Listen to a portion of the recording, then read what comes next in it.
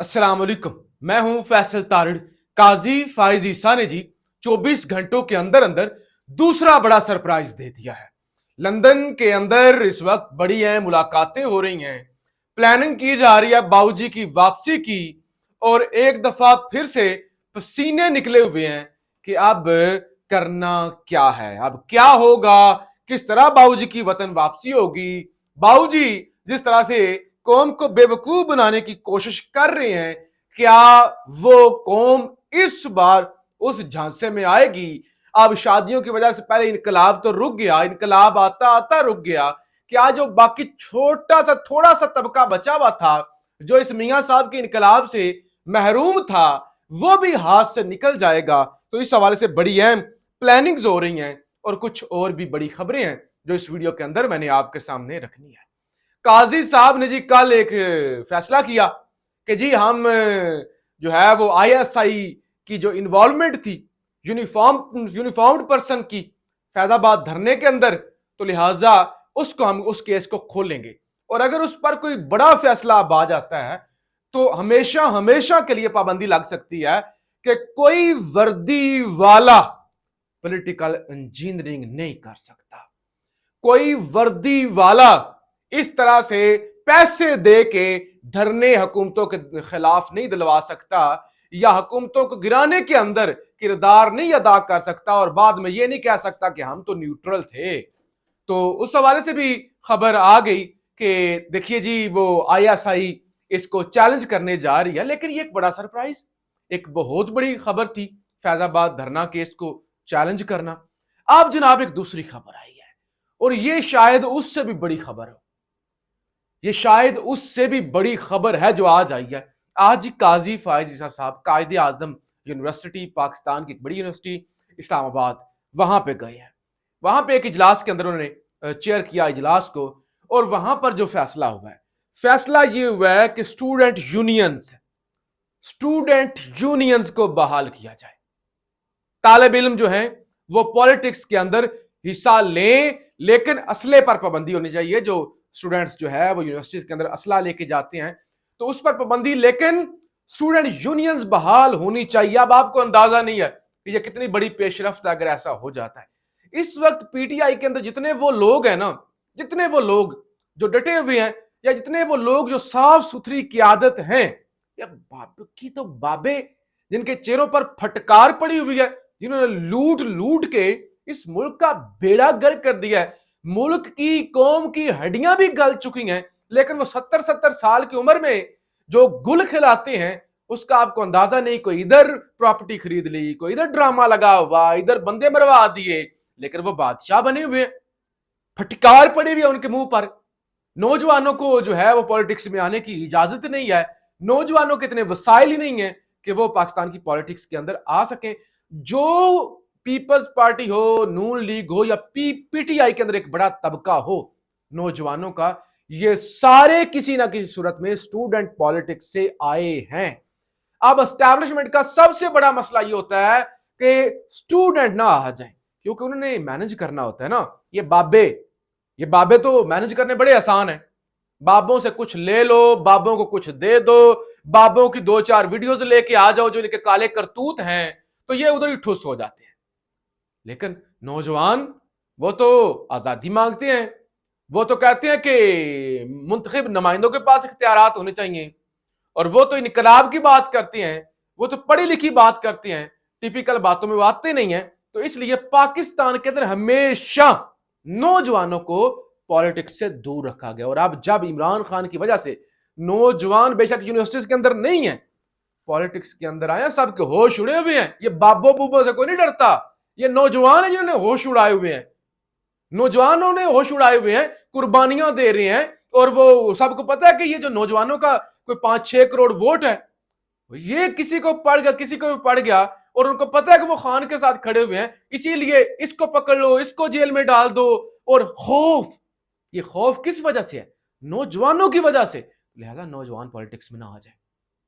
हमेशा अयूब के दौर से, जिया के दौर से, मुशर्रफ के दौर से हमेशा स्टूडेंटों पर पाबंदी रही, क्योंकि साफ सुथरी क्यादत कहीं ना आ जाए اور جتنے صاف ستھرے لوگ آپ کو نظر آتے ہیں یہ زیادہ تر اسٹوڈنٹ پالیٹکس سے آئے ہوئے.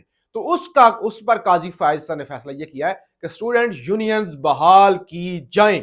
تو لہٰذا یہ ایک پاکستان کے مستقبل کے لیے ایک بڑی خبر ہے اگر ایسا ہو جاتا ہے. لندن کے اندر جی بڑی اہم ملاقات, شہباز شریف, مریم نواز, اسحاق ڈار, طلال چودھری, نواز شریف, یہ سارے بیٹھے ہوئے ہیں. اور میاں صاحب نے آج وہی پھر کھچ مار دی جس وجہ سے طاقتور حلقے ناراض ہوئے. ایک تو آج شہباز شریف نے کہا کہ میاں نواز شریف کی واپسی کی تاریخ جو ہے نا وہ چینج نہیں ہوئی, یہ جو افواہیں پھیلا رہے ہیں ان کو منہ کی کھانی پڑے گی. میاں صاحب 21 اکتوبر کو انقلاب لانے کے لیے پاکستان تشریف لا رہے ہیں, کوئی تاریخ کے اندر تبدیلی نہیں ہوئی. دوسری انہوں نے کہا میری کوئی گجرانوالہ کے اندر کوئی ملاقات نہیں ہوئی. یہ جو خبریں گجرانوالہ کے اندر ملاقات ہوئی اور اس کے بعد فوری طور پہ بھاگے, وہ کہتے ہیں میں تو بھائی نے مشاورت کے لیے بلایا, تو بھائی آپ کو ادھر ہی روک کر مشاورت کر لیتے, آپ پورا مہینہ تو وہاں پہ رکے ہیں. اگر آپ کی کوئی ملاقات نہیں ہوئی, قوم کو آپ نے اتنا بیوقوف سمجھ رکھا ہے کہ آپ آئے 8-10 گھنٹے کی فلائٹ لے کر, آپ 12 گھنٹے 14 گھنٹے رکے, آپ پھر واپس گئے. تو بھائی کو کون سی ایسی مشاورت تھی جو فون پہ نہیں ہو سکتی تھی, جو زوم پر نہیں ہو سکتی تھی, جو ویڈیو کال پہ نہیں ہو سکتی تھی, جو کان کے اندر بتانی ضروری تھی؟ اتنا بیوقوف نہ بنائیں. کہتے میری کوئی گجرانوالہ کے اندر ملاقات نہیں ہوئی. اور میاں نواز شریف کا باجوہ وہی جن سے انہوں نے روکا کہ اس کو کہو خبردار اس طرح کی بدماشی نہ کرے, منہ بند رکھے, زبان نہ کھولے, اتنا زیادہ ہوشیار بننے کی ضرورت نہیں ہے.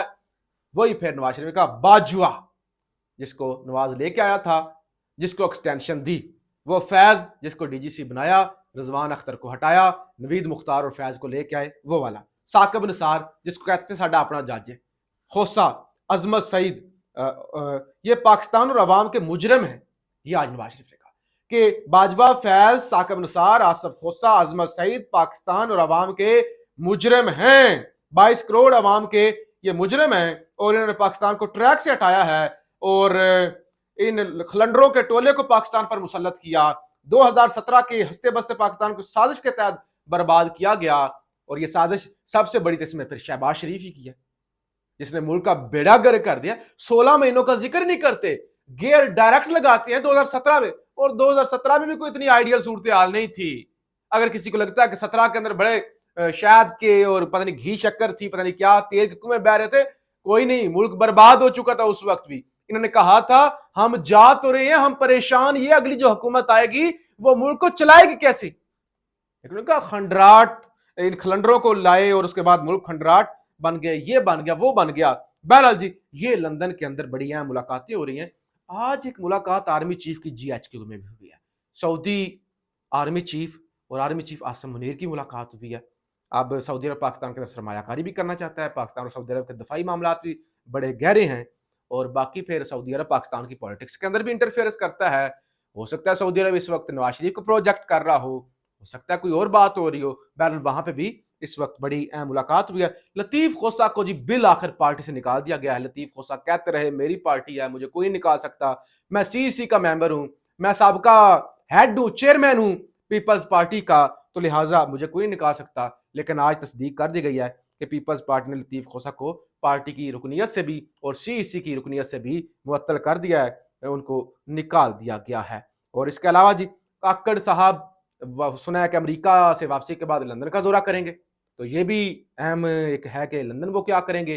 آج ان کا ایک انٹرویو آیا وہاں لندن کے اندر, امریکہ کے اندر کسی کو ٹی وی اینکر کو انگلش کے اندر انٹرویو دے رہے ہیں, اور ایسے ادھر اینکر ادھر ہے, وہ ادھر دیکھ رہے ہیں, ہاتھ نیچے ہے, کوئی باڈی لینگویج نہیں ہے. انگلش بولنے سے سب کچھ نہیں نہ ہوتا کہ جب ایسے سم بکم بن کے آپ ہاتھ نیچے کر کے اینکر ادھر ہو, آپ ادھر ہوں اور آپ بات کر رہے ہوں. تو یہ ہوتا ہے کہ جب ایک ایسے پرچیوں والے لوگ لا کر مسلط کیے جاتے ہیں, پھر اس کا کیا ہوتا ہے, پھر وہی اسی طرح کی سوگاتیں ہوتی ہیں, پاکستان کو وہ جو ہے وہ بدنام کرتی ہیں.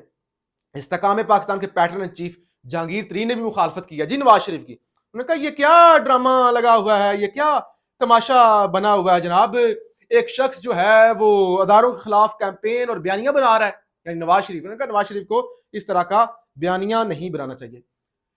اچھا جی آج صحافیوں سے غیر رسمی گفتگو چودھری پرویز الہی نے بھی کی ہیں. وہ کہتے ہیں جو حالات ہیں ان حالات میں تو تمام سیاستدانوں کو حفاظتی ضمانت کرا لینی چاہیے.